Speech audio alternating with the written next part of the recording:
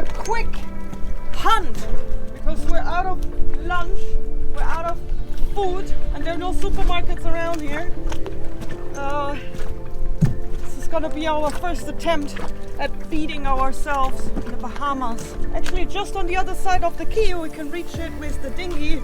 There's some nice shallows. I'm gonna try to spear some food. We brought our snorkeling gear because we thought we can spearfish while we're in the water. I think we have to spear from the top. we can barely move forward in the dinghy. It's like ankle deep here. Yeah, the motor is like up and I'm struggling. We probably have to turn the motor off in a minute and then just walk. Yeah, it's just getting more and more shallow here. But it is absolutely stunning. It's beautiful. But maybe we can find some conch. Yes. Yeah. Like we're from the top. Like we're window shopping conch from the dinghy.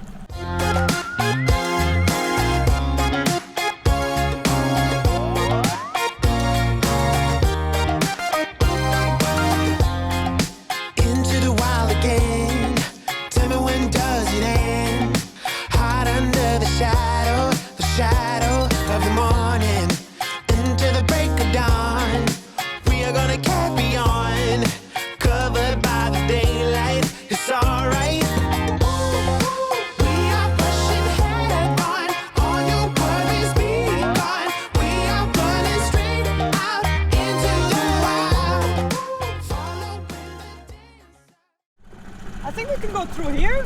I think so, yeah. Into the lagoon. So there's several inlets that lead you to the other side of the island, and then the other side of the island is just a massive sandbank, I think. When we arrived, we could actually see that all of this was shallow water, but now I think it's out of the water. I think so. I think so, yes. Yeah, or it's like that much. That was on the water when we arrived. Yeah, definitely. I think it's actually still emptying out.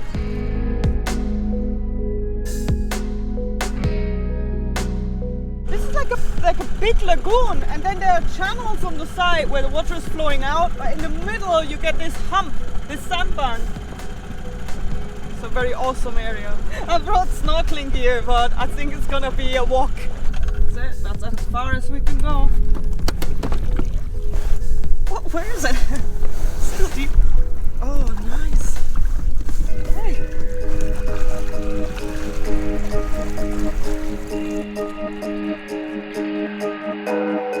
The Berry Islands are an island chain that I can only describe as a utopian dreamscape. Here it is easy to forget about the world, and for some time we were completely absorbed by those seemingly endless shades of turquoise and blue.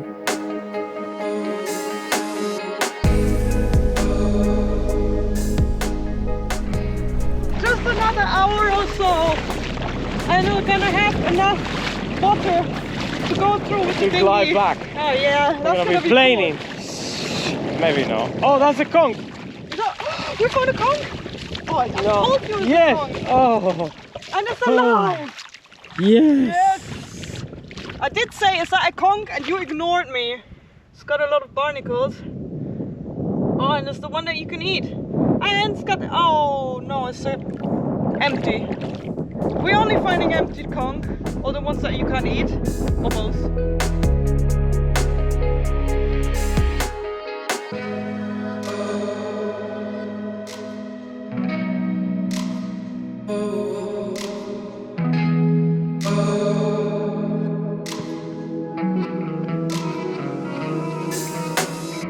Sad is giving up. We're a mile in and I haven't seen one single conch. Only a lemon shark baby. Baby shark.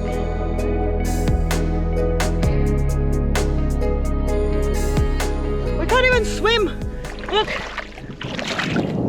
It's too shallow. The tide is filling in now and the water is getting really clear. Like when we came in, it was a bit like greenish, and now it's super turquoise. Wow, this is like you say, Davy Jones' locker.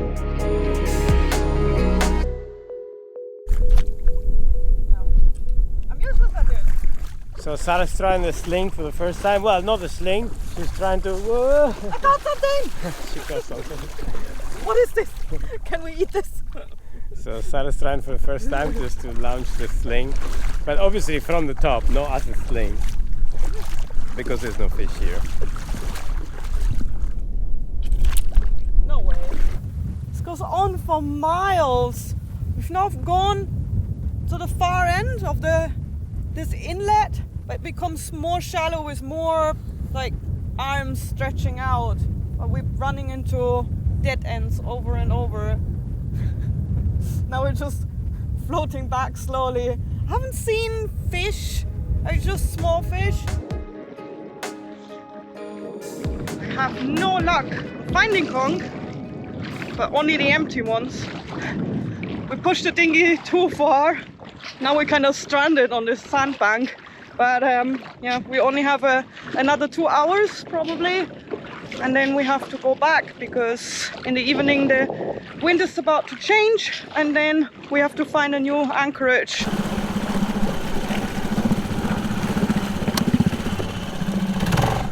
Okay, we're struggling a bit to make our way back because the current is so strong now, filling in. And the engine is all the way up, so yeah. I have to put weight on here on the back in order to go on. Yeah, but so the propeller goes in the water. What weight? You don't have any weight anymore. We haven't even had lunch yet. These are actually the roots of the mangrove. They're stretching all the way out, and everywhere where they are, the sun just gets locked, and then it builds new islands. It makes this area so beautiful, so amazing. That's why mangroves are so important to the ecosystem. If there are no mangroves, there are no beaches. Small fishes in the first period of their life, they come to hide here from the big predators. We are living to Spanish Wells, Elutra. It's about 54 nautical miles, not that far, but we have to leave now and it's pitch black outside. It's about 10:30 at night, but if we don't leave now, it's gonna blow in here. This place has no protection if the wind's coming from the east. So we have to pretty much leave, to be honest. Yeah, in the middle of the night, which is not my favorite thing to do, especially when there is no moon. I just looked outside, I can't see anything. Actually, this new moon is 6%. Nika's dreading to go. What did you just say? Oh man, it's dark! Dark outside, it's horrible. We don't mind sailing in the dark, but what happened, we still have to get out of here, which is 1 mile, and it's very shallow. And that's the only thing I don't like. There are a few rocks along the way, but yeah. What are we doing? Retrace our track. When we came into this anchorage, because it's so big and shallow, and there are a few rocks along the way, we put a track on our chart plotter so we can see exactly where we went. So now that when we're going out, we can trace it back. Retrace it. So this is the only reason why we're leaving now in the pitch black, actually, because it's quite unnerving. You can't see anything.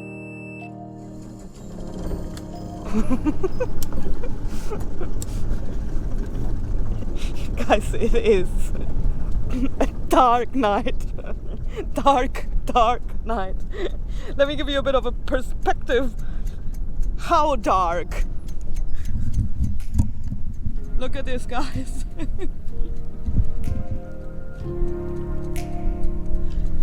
There's some boats here in the anchorage, and this is the basic direction that we have to go out.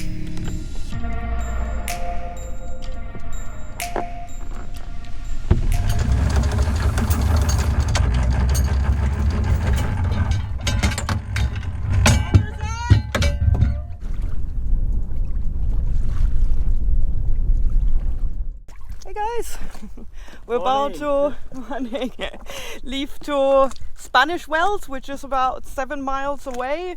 We try to get there with scuba, but we can't. It's too shallow for us to go. So yeah, it's 1.5 meters, so it's not great for us. Yeah, it's not great. Exactly. So we're taking our dinghy, but our dinghy has a bit of an issue at the moment. We have to go slow because what's actually happening, we're trying to figure it out. Have you figured it out? Yeah, well, apparently, what's happened with the engine? Well, we're not sure, but we believe it may be cavitating. Or a ventilation issue.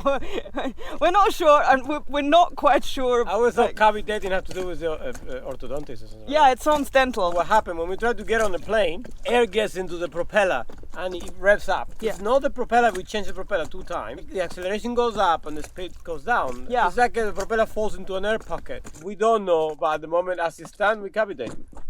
I guess so. So the plan is to go to Spanish Wells, and we're trying to eliminate any other issue that it might be Like spark plugs and things like before we look further into that, because we don't want to tackle this and then it might be something minor, like our spark plug is pretty old. Yeah. And there's also something that might help. It's a foil that you can buy, like it's 2 little wings that you attach to the bottom of the engine, yeah. and it helps like to keep the propeller down. Yeah. Because the engine itself has what I think it's called the cavitational plate, the little plate. That's a cavitational plate, I think it's called. Yeah. Or ventilation plate, either way. Yeah. Because very similar, the two, I think, cavitation and ventilation. And it mainly happens if there are small waves. We don't really know. We may think also could be the anode that is corroded now and it may creating some disturbance, but we don't know. Yeah, so let's go to the orthodontist, to the marine shop. To the marine shop and sort this out.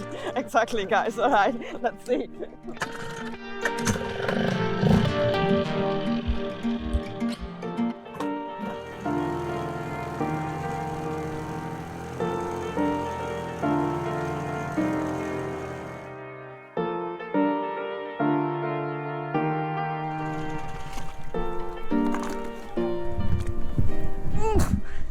Right on our way to Spanish Wells, there's this massive wreck. It's marked on the charts. It doesn't have a name, it just basically says big old wreck. Yeah, somebody put big old wreck on the chart. With an exclamation mark. There's still lines here and cables. Actually, the whole bow of the boat is just completely ripped apart.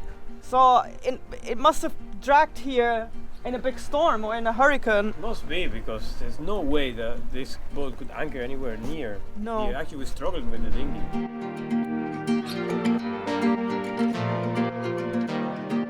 After 2 hours on our dinghy through the waves, we made it to Spanish Wells, and there are actually surprisingly a lot of shops here. But after visiting the 3 main stores, 4 main stores, we've not found the spark plug that we're looking for. Nor we found the oil for our Janmar diesel engine. That's another reason we're here. But we did find the foil. Is it called the hydrofoil? Yeah, so at least out of several things that we need, we figured one. Nothing compatible. Maybe even if it's longer, I can make it shorter with springs. When you sail around the world, you really have to make shift with things, so. Like this little golf cart, the Yamaha. So we're trying to figure out if they have something like that, but so far no luck. Oh no, it's a little bit different. Another shop that almost had the spark plug that we're looking for. In the defense of the Bahamians, they do use bigger engines though. Yeah. They don't use small engines. I don't think you do much here with a 6 horsepower. I wasn't blaming the Bahamians. No blaming the Bahamians are friends. Is this gonna be the lucky one? Yeah, I say that looks like the spark plug is for a model aeroplane. So Yes, tiny. that's what we're going around the world with, model airplane. How many do you need? How much are they? 11.65. 2 is fine. Actually, Yeah. they last quite a long time. Okay. Yeah. 2, yeah. So now we got the spark plug, we got the foil. Now we're missing the oil and an O-ring for And an our O- toilet. Because it's leaking a little bit. Not the gross part, just where the water is coming in.